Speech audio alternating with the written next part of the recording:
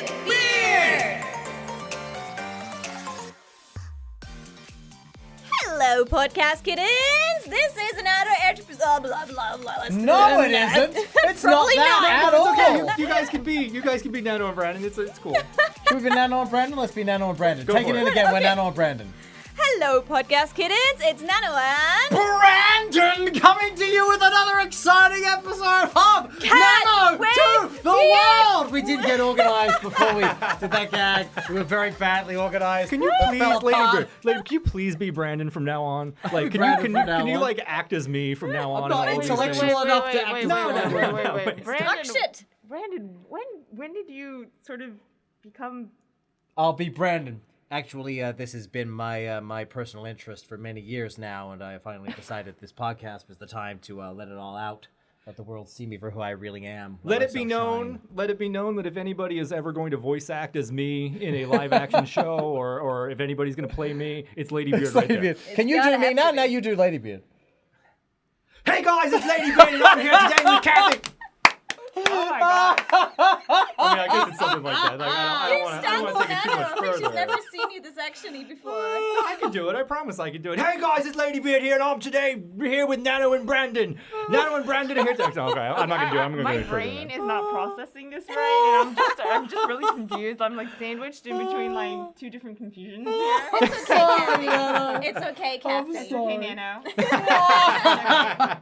See, I finally found my kawaii side of all the poofy clothes I always wanted to wear, and so I transitioned from the darkness to the light.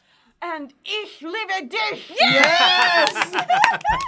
This is some premium content right here. Oh my god! Welcome to another episode of Cat with Beard. Cat with Beard. With Nano to the World. Yes! So it's like a double podcast, ensemble collaboration, miracle musical of it all. Nothing more amazing than this has ever happened in human history. Hey, human history. Exactly. The planets have aligned upon this today, my friends. My goodness. I know all of you are asking yourself right now, why are we here and why are we listening to this? We are actually going to talk about the highs and lows of the entertainment industry in Here we go. Japan. This is a topic we all can talk Yes, about, right? sorry, I need to be the German and structure this a little bit. You love being the German. Every episode the German comes out. Yeah, of course it has to be. It needs to be structured. All right, very good. Also line the papers up properly. Here we go. My paper's scrunched from the last time I threw it. Haven't thrown it this episode yet. There we go. Throw it. There we go. All right. good. So highs and lows of the entertainment industry. Brandon, you're managing a lot of different industries in your life, so it's going to be interesting about your highs and lows, and here the highs and lows of being a anime singer artist. So, let's highs and lows. Give me some highs and lows, guys. Wow. But we've definitely had a lot of highs and lows in both. We're in different fields of work, but at the same time, I feel like we can relate to a lot of different highs and lows in the entertainment industry. Give me some specific ones from you. Let's see here. Of course, like, you know, being able to sing and do music is everything about the highs. But then at the same time, like, catering to the Japanese fans is much, much different than catering to, like, the foreign overseas fans as well. And I grew up in America, so when I first came to Japan, I think the entire way the entertainment industry was built, the fan system, everything was just a big culture shock for me. And so those were definitely, now I love, you know, the entertainment industry in Japan, but it did take a really, really long time for me to get used to, like, the strictness of it, the rules and regulations, the human relationships, the work relationships, and all these things that in America were more simple to me. But it's very, very complicated in Japan, and so it does take a lot of getting used to, I feel like. I need to ask one thing. So did all of you get the culture shock when you went to a Japanese concert and people were just doing this? Oh yeah. Like just waving their Oh, arm, yeah. but there was no dancing, no shouting, no jumping, just like waving the arm. And then at the end of every song, Very, very, Like, I'm used to, even we Germans, we jump, we shout, we bounce Sure, about of the course. walls. If it's heavy metal, there's gonna be suddenly a mosh pit in the middle of it all. Yep. And I went to a live performance here, and people weren't moving. They were moving their arms, but they weren't actually moving, and they were clapping at the end. And maybe they said a little bit of a woo, but generally they were very quiet. And even now during Corona, it's even worse. People are discouraged very from hard actually now. saying woo now, so we Right, don't right. have the woos. But I feel So Japan. how was that? I feel Japan is a very kind of now is the time for doing this Yes. and not the time for doing that Yes. type culture. So when the time comes for us to cut sick, then we'll freaking cut sick and we'll tear the place down. But as soon as that time ends, then we're going to go back to standing in lines and we'll be very polite about everything. Would you agree? I would definitely agree. No, Yeah. I think like we had an episode where we talked about this, I think, but like the politeness of the audience at Japanese concerts, right? And to the extent that, and this is not negative in the slightest, because I think it's wonderful that the fan base goes this far with it, but to publish like physical books of these are the calls for this artist's concert, right? And, not necessarily you have to go and study it beforehand or whatever, but, if you know how to participate in that artist's concert, for this song, at these parts, these are the parts that the audience sings. At these parts, these are the movements of the pen lights. At these parts, it's this. And there's that much information you can find online with certain artists and idol groups and things like that, It's right? very structured and organized. Very much so. Very, very German. It's the Very otaku. official. Yeah, oh, wonderful. I love it. It's the otaku culture, isn't it? It's Yeah, Yep, it just- is. Yep. just undying, unbridled passion. I just felt like the audience in itself was a big part of the entertainment I agree. part I agree. aspect of it. Like the entire concert is not just people going there to enjoy themselves. It's the audience is also taking part in the entertainment in the concert, right? And how you perform and stuff. Yeah, I so. think pen lights and idol dances have changed it a lot as well. Like the people like moving around their pen lights has made it so much more colorful, and you can spot from a distance who they support by the color. sure. And then the dances. Like everyone will not move and everything will be quiet, and suddenly everyone does the same dance and the same movement and the same choreography, and I'm standing there going like, what? What? I missed the note. What am I supposed to do? And I'm just trying to copy everyone. But that is fun. It's like a huge festival, right? It in really is. itself, It's like a right? communal experience. Yeah. Sure. Like a tribal dance along. bonfire or something. Yeah. But Japanese version of line dancing. The first time I saw Baby Metal live was in Chiba in Makahari Mess. So I'm up on the balcony. And I was so amazed because I'd look down at the floor of 5,000 people or something.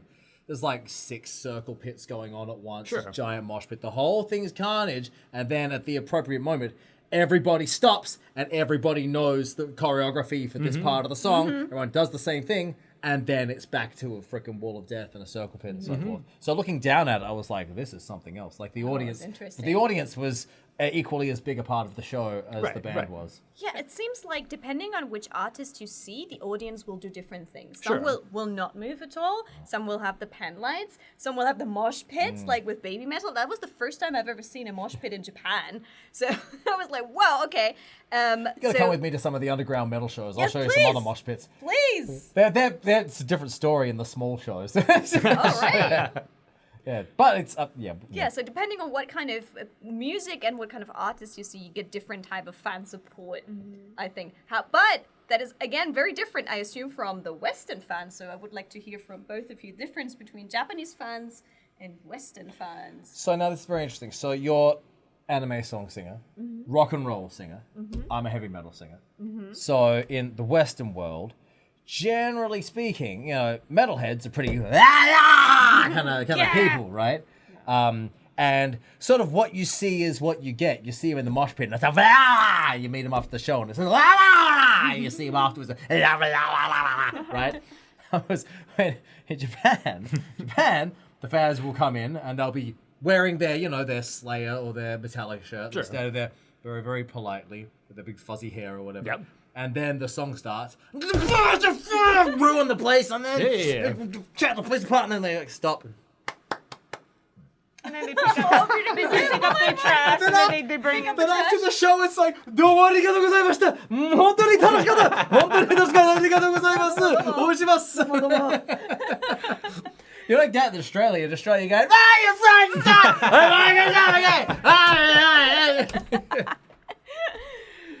that's on the metal side of things. On the metal side of things.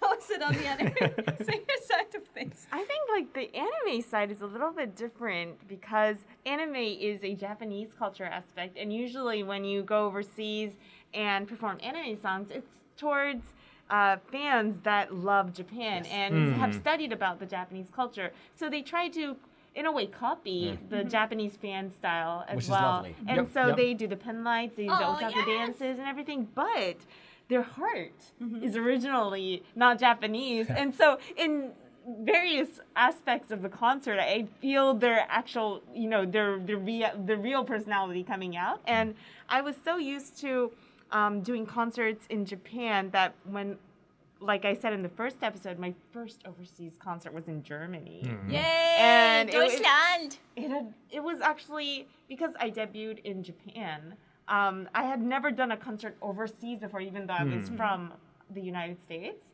And so after having done so many shows in Japan and then going overseas and then performing in front of a non-Japanese audience, oh my gosh, I was so happy because the German audience was so revved up. They were so heated up. Sure. And they were not just singing the songs themselves, they were always cheering. They were always like, making woohoo kind of things, like, NANO kind of thing. And just having that reaction, because in Japan you don't really get that much. Japanese people are very, very polite, and they don't like to make noise in the wrong places unless you ask for it. Yeah. But German people are like, to hell with it, we're gonna make noise whenever we feel like it. And I actually love that because it's Instant feedback, right? yes, it is, and it gives you power on stage. Have you done many shows in Latin America? No, never. Actually. They're wonderful in that department. really? First time I did a show in Mexico, like the fans were so noisy. I was on stage, I couldn't hear my own track. It was so good. It was so good. Oh, I loved it. Yeah. So being the artist herself, here's what is, I think, especially when you're a singer, this is one of the most interesting things I find. I find being a rock and roll singer or a metal singer is sort of like playing professional sports, as in there's the difference in culture substantially between the people who have to do the work and the people who consume the work. So say in our case, the culture and the lifestyle of being the artist versus the culture and the lifestyle of being a fan. Because the fans, it's freaking real roll party all night, all this kind of thing. But for us, if we party all night, the next day we get up and we can't talk. And so there will be no show. And, maybe we can get into a bar fight, and then you can't move the next day, and then there will be no show, and then then Brandon, your manager, gets very upset because there needs to be a show. You're knocking on the hotel door at 6 a.m. when you have to get ready to go to that rehearsal at 7 a.m. or something like that, and there's no response, right? There's no response at all. I was wondering if you had any feelings about that. Do you feel being an artist doing anime songs? Do you feel I don't have a way to end this sentence? What do you think about what I just said? That was terrible. I'm so sorry. We got it. I think it was a good example you said about like you want to party all the way through the night, but if your voice is gone, it's gone. And it's actually the reason why on the podcast you can't see it, but on the on the YouTube, I have a show coming up. She has a show coming up, and that's why she's wearing a mask to preserve her voice. So there's certain kind of compromises as an artist, I assume you have to do. So what do you think about that? I do get a lot of questions though from foreign fans. Why do you wear a mask all the time? Like not just before, I wore a mask even way before Corona. Right. I was always wearing a mask. And Japanese artists tend to do that, but I don't think I've seen any American music artists wear a mask to preserve their throats. So it's just a Japanese kind of thing. But I don't know. But I have to be honest. I was a lover of Japanese anime and Japanese music before my debut. But after making a artist debut, my sort of feelings about my enjoyment of it did change a lot because I was no longer doing it as a hobby. It was work. Sure. And so there was a long span of time where I could not enjoy it as much as I had in the past. I never went to karaoke anymore. I didn't listen to other people's music. I didn't go to concerts. I didn't watch anime anymore. I didn't even watch Detective Conan, which I loved. So there was a big gap in my life where I lost all my love for hobbies because it was work. And that was very painful for me because I didn't have any other stress outlet. I didn't have any way to find enjoyment other than music. Was that the same time when you said you kind of tried to become too Japanese and put a lot of your personality away? Yeah, it was so, like, I lost my identity of myself. And that's why during those years, I look back now, and a lot of the lyrics that I wrote for my songs were very, very, like, self-inner battles with my identity. I wrote a song called Identity Crisis, you know. Like, it was a period in my life where I was trying to rediscover who I was, but, you know, trying to be a rocker at the same time. But you're clearly very hardworking and very professional. So how did you fix it? Yeah, how did you get out of that low, highs and lows? You know, it's just that I am, if it's said in Japanese, very, very makezukirai. So I'm a sore loser. And I hate to lose to myself. That's the kind of personality I am ever since I was very, very little. And I never like to say that, you know, I never like to give up. I never like to say, you know, that's all I can do, you know. Oh, well, I can't say that to myself. So whenever I'm faced with these walls, I end up like writing, like spewing it out in my lyrics and then overcoming it in that way. So all my lyrics are kind of in a way to push my back or to let myself face these problems that I have and to reassess them and to make them into something good for the listener, you know. That's very beautiful. Overcome yourself. So the biggest battle is always with yourself. It is always with myself. I really don't like to battle with other people, but I'm a great battler when it comes to myself. So. Well, that's why you're good, you see. You've raised your standards all the time. I wanted to mention, though, because I wrote it down here, you mentioned, Cathy, highs and lows. One of the highs that I remember from my career is, and Nano, you might remember this, in 2018 or 2019, I believe Nano was a guest at a festival-style concert at Osaka Joe Hall in Osaka. I think it was Animax Osaka. And at that time, I was there with one of my artists, and you were there as well. And I remember going and doing what we were talking about in the previous episode on your guys' podcast, going and doing greetings and stuff before, you know, the artists go on stage or like between rehearsals and stuff. And I remember I went to your dressing room and knocked on the door and said, "Oh, hey, Nano, you know, it's good to see you. Just want to say hi." And I said, "You know, what's it like? You just finished your rehearsal. Like, tell me about it." And I remember the words that you said to me at that time. It was, "I wish you could see it, the view from the stage. I wish I could share that with you."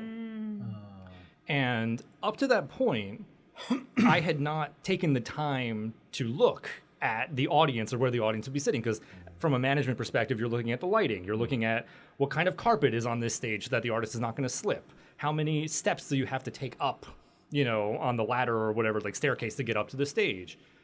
Is there sufficient light that the artist can see where they're going between the dressing room and the stage, and all these kind of like behind the scenes management things. But I finally, at that moment, from those words that you gave me, remembered that, oh, I could also, you know, if I can't be an artist myself, and that's not my calling, I don't think, but to stand on the stage where the artists do stand and actually just take a look for a second at that, you know, view of what it should look like. And that changed my perspective on working in the industry, that it wasn't just this laser focus, you know, which I usually am, laser focus on, you know, the task at hand, but taking a second to stop and remember where I am, how few people have the opportunity to do what I'm doing at that particular moment. So I don't know if we ever talked about that before, but that's something that I remember. I loved I every part of that there, conversation. yes. I never heard that before, and I don't even remember I said those words. But that moves me so much. Yeah, that is lovely. And so then at every event from that point on, I have taken the moment, and I've taken pictures that I could show you, you know, later on in my phone here, of the stages that I have stood on. I'm going to say this up front, I'm not an artist. So I'm never going to, you know, confuse myself and think that I would have the opportunity to stand on that stage and sing or do something that you guys do. But from the management perspective, but also from the perspective of somebody who achieved a dream of theirs to have a career in Japan working in the entertainment industry and doing, you know, working with the people, yourselves included, Nano included, people that I have wanted to meet or people that I have wanted to work with, and getting the chance to do that and remembering and stopping for a second and, taking that laser focus and kind of looking a little bit to the left and the right and remembering that is something I learned from NANO. So that's one of the highs, I would say. That's beautiful. Of the career. That is beautiful. Ooh, that's definitely a high. I just want to say as well, you guys, the managers, you are the unsung heroes of this business. Very unsung. And Shiori, you're an unsung hero! Thumbs up. In Japanese management, the expectation is not that the manager. So there's a word for it. The word for it is meibutsu manager. Someone who is basically like some manager that has gone beyond just being behind the scenes, but actually shows up on Becomes TV a personality, and so on, right? yes. And I don't know that I would ever consider myself to be at that point because I'm not currently managing a specific talent that I would have that opportunity to do that. But I do know that there are fans out there in like the voice acting fan community that do know who I am, for example. Or I have had instances where fans have come up to me, at a convention or something, and being like, "Oh, hey Brandon, hey, how's it going?" Because they know it could only be me at that particular thing, right? Give the people a bit of insight Sure. into how freaking hard the managers have to work, because you boy. guys bust your asses. Because we sticking with the high and low, because we get the high from being on stage or in front of the camera or getting the feedback from the fans. So where did you get your highs and your lows from? So this is tough because my answer to this question may not be the correct, or it may not be the best answer for it, but I'll give my answer for it. Where do I get my energy? I get my energy from seeing the artists that I'm in charge of be successful, of course, but there's different measures of success, right? When you see their fans at an event, or you see their fans on a live stream, or you see their fans wherever they happen to be, and those fans are enjoying that content, and those fans they have a smile on their face because the artist you're managing is doing what they do best. And knowing that, in some small way, you've contributed to the happiness that those people are feeling in that moment in a very small, behind the scenes, 1% way, very far in the back. Obviously, the artist is the one that is creating those emotions, but knowing that you've had something to do with it in a small way is something that makes you happy, right? What's the most extreme manager emergency that you've experienced during a show? Manager emergency. That's a good one. Because people don't realize that when and you'll be able to appreciate this as well, when you go on stage, you're in a real-time environment. So things happen and things go wrong, and if the artist kind of has their wits about them, hopefully they'll be able to just carry through it and no one even knows. Sure. But then occasionally something happens like the stage catches fire. So, that's hard to miss. No, for me, like I'll be honest with you, I can't think of a specific instance or nothing I could talk about, on camera, on the radio. But So there's something. there are some but things, yes. but usually it's personal to the artist, or Okay. it's a medical thing that happened or something. Like those things come up. Artist injury? Have you had artist Something injury? like that, right? Yeah. However, I have seen certain things, completely forgetting, whole paragraphs of lyrics, or like the costume change didn't, happen appropriately. And so there was, not a complete malfunction, but, something wrong with the costuming that had to be fixed. I've seen that kind of stuff, but nothing major, like nothing I can think of that, that I could talk about that would be, readily understood by the fans, right? I find it interesting that you get the high from the fans. Partially. That's what I found. It gives so much power back to the fans, and it sometimes fans seem to think like, oh, I'm just one amongst a lot of people, but you are the one. Like we would not all be here. None of these wonderful 4 people would be here without fans. Right. I think that the second half of my answer then will be this. I want to be able to say, and to an extent I believe that this is what I tell other managers that I've worked with, people that are new managers, let's say, that management, Ladybeard, as you said, is a really tough job. You have to wake up probably pretty early in the morning, some days. There's tons of desk work that you need to get done. You can't get it done because you're with your artist physically at the recording studio, you're with them at a rehearsal, you're with them at whatever radio, like we're doing today, that they're doing. And you have to be there, and you have to be on the ball constantly, 100% of the time, as your wonderful manager is doing right now. Listening in, ensuring that your artist's condition is at 100%, that they have everything they need, that they're not, let's say you had to make an announcement at the end of this radio program. They're not forgetting what that announcement is. that they have all the information they need. And that requires a lot of mental energy constantly. And yet then when you're done today at, it's what, we're recording in the evening, and probably your manager has to go back to the office and continue to do desk work after this is done. Maybe there's some kind of accounting thing, invoices that need to be sent, these silly things that, on the artist side, we do it for you guys so that you don't have to. Wash the costumes. Wash the costumes, whatever has to be done. And that's the side that the fans don't get to see. But in those moments where we're feeling down and we were tired or exhausted or, mentally drained, I tell new managers that to some extent, not 100%, but to some extent, you should be like a solar battery, let's say. And the sun is your artist. And to a certain extent, seeing them be successful and seeing the reaction that the fans give to that artist and the joy that artist can bring to them, to a certain extent, like indirect reflection, I guess, or whatever you want to call it, but it does rub off on you a little bit to see that you have been successful in those moments. And maybe your artist, maybe it's a small thing like that, a small interaction at a handshake event or something like that, where a fan comes up and, for example, when we went to Sydney, I was not directly like in charge of NANO management speaking, but as a coordinator, I was in Sydney at Smash, right? And, the fans come up and they say to NANO, I've been waiting for this moment for years to come and see you, NANO, and to have the opportunity to talk to you. And then, of course, as the staff as well, though, we see this and we feel, finally, we had the opportunity to give this person something that they'll remember for the rest of their life, right? A little bit, we do feel that way. But in the end, it does get tempered out with other, just the droll of all of that back-end stuff that we have to do. And then you have to just remember why you're doing it. You're doing it because you enjoy giving that joy of Japanese entertainment content, to the rest of the world. That's why I do it. Anyway, that's the high of it, I would say. Stop it. Yeah, I was going to say, this is moving, man. I'm It's feeling moving. through all of this right You want now. to talk about the lows? No, but I, Talk about how we got for time. Do you have time for the lows? think I got we a feeling are- this will be a long one. How many minutes I think remain? how many minutes you think we're already 5 minutes. 5 minutes Give left. us some top 3 lows. Some no, bottom but 3. I just want to add though. Go ahead. That I know there are a lot of every artist and every manager has a different relationship. I think there is no right or wrong. Sure. And some are more business based, some are very friendly, and but personally for me, I feel like managers are not just someone who's manages your schedule, the contacts, the business parts. I think they're very much your backbone. They support you through thick and thin.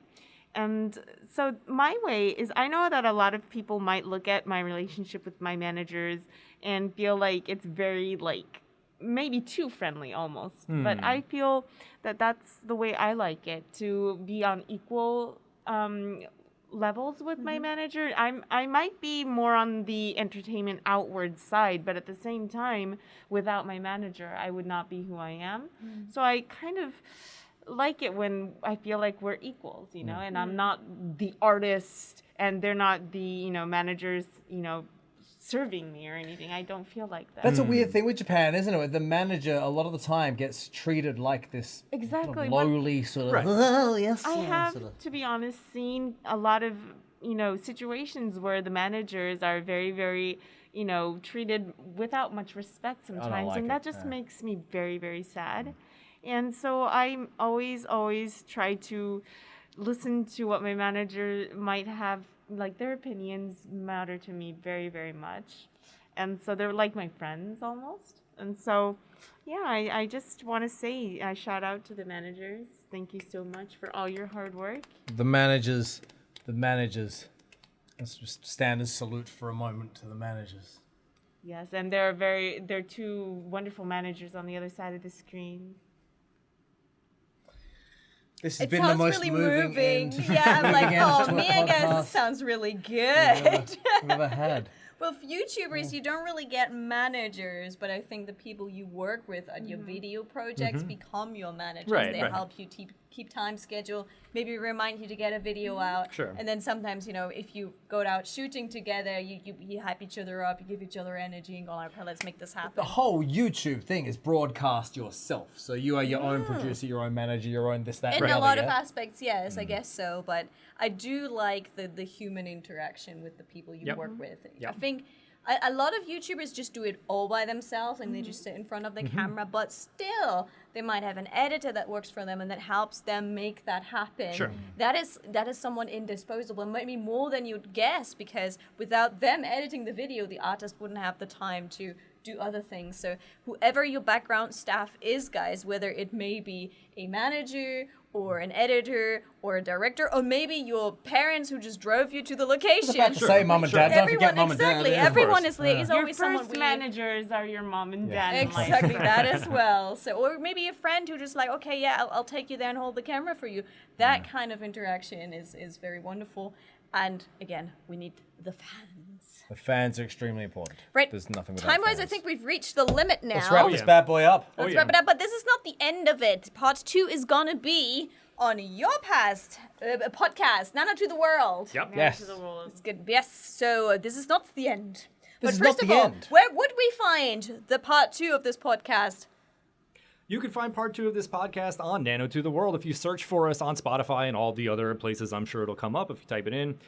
You can find us on Twitter, and please search for us on Twitter, NTTW Official. The hashtag for the program on Twitter is nano_world, so please send us any kind of comments or questions or anything you might have.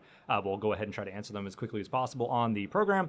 You can also find us on Instagram. We put all the behind-the-scenes pictures on Instagram as well, so hopefully we'll be able to take some nice behind-the-scenes pictures today as well. Pop them up there. And And, Nano. yeah. Sorry. Oh, yeah. Sorry. I didn't. Nope, that's all. Go ahead. Nano. Any kind of promotion? Any tours? Any cool stuff happening? Yes, I'm having a solo concert on July 9th in Japan, and I'll be going overseas again, Pittsburgh, Pennsylvania, Bangin'. Canada. I'm doing Wow. shows overseas again. Woohoo! So I'm really Yeah. excited about that, and I'm just really happy to be able to interact real time with my fans. Like you said, fans are everything to me, and the reason why I do music, and the reason why we're all, working so hard as we are. So, thank you so much for your love and support, and keep rocking on, right? Keep rocking So much, on. and since we're talking about music, Ladybeard. Hello, I'm Ladybeard. Go to the internet, put in Ladybeard_Japan, and press the like and follow and things, and my pop group Babybeard_Japan. Do the same with Cathy Cat's things at. Yes. Last but not least, there's the Cathy Cat Underball TV. I know most of you guys don't have a TV anymore, but it's the spirit of presenting you some fun stuff. It's Cathy Cat Underball TV, Instagram, Twitter, Twitch, all of that, but also on YouTube as well, and NHK World Japan Railway Journal. And send us an email. Yes. At thingamadig at the Nippon DDD. at joqr.net if you want to give us some nice fan mails and cheer ups. And we have an official YouTube channel. You can see our wonderful faces. So after you rated this podcast with 5 stars or more, then please head over to YouTube and type in Cat with Beard from Japan and follow and see our beautiful faces and these wonderful outfits. You can't Yes. miss these wonderful Don't outfits. look at here. that. That's Oh, no, it's perfect. So, thank you guys so much, and we see you We'll see you very soon on Nano to the World and Cat with Beard.